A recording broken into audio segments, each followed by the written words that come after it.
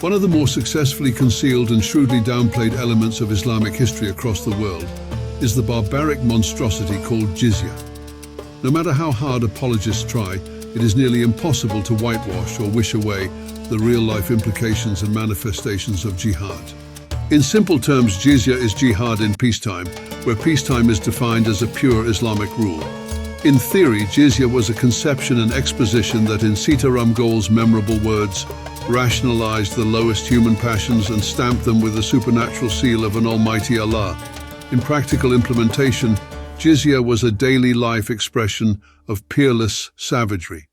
And in both theory and practice, the ultimate intent and goal of jizya was to force the infidel victim to finally choose between the Islamic binary, conversion or suicide.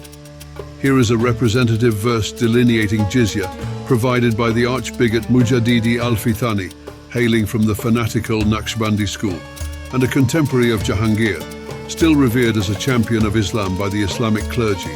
The real purpose of imposing jizya on the Kafirs is their humiliation, and the humiliation goes to the extent that for fear of jizya, they may not put on good dress and live with dignity and in prosperity, and they may always live in trembling fear. Historically, the jizya misery imposed on Hindus was multi-pronged, and one of the crueler edges included the notorious pilgrim tax, euphemism for truly fiendish oppression of the infidels. For glaringly obvious reasons, the jizya levied on pilgrims going to Kashi and Prayag was the most extortionate.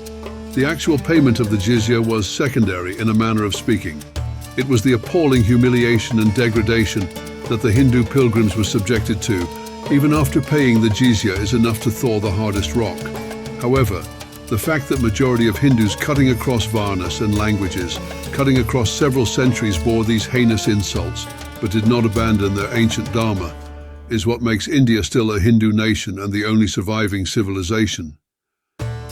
This is the glorious reflection of another facet of the same Kshatriya spirit that broke the backbone of Islam, whose greatest failure is Bharatavarsha. It is in this context that the service rendered by Hibale becomes relevant and earns our everlasting gratitude. This story has thankfully been preserved in a copper plate inscription dated 1279 CE, a grant endowed by the penultimate Hoysala Emperor Veera Narasimha III. The inscription is both in Sanskrit and Kannada. Here is the relevant portion in Kannada. Its essence can be translated as follows. In the Magasaka 1200, the mighty armed Hoysala Emperor Sri Narasimha granted the revenues amounting to 645 varahas a year of a village named Hebale to the pilgrims of Varanasi and to offer various sevas at the nectar feet of Lord Sri Vishveshwara. The grant also included the purpose of enabling the pilgrimage to Kashi so that the pilgrims could pay off the tax levied by the Tarukas. The pilgrims covered under the grant hailed from the entire country of Karnataka, Tamil, Telugu, Tulu, Malayala, Tirhut and Gauda.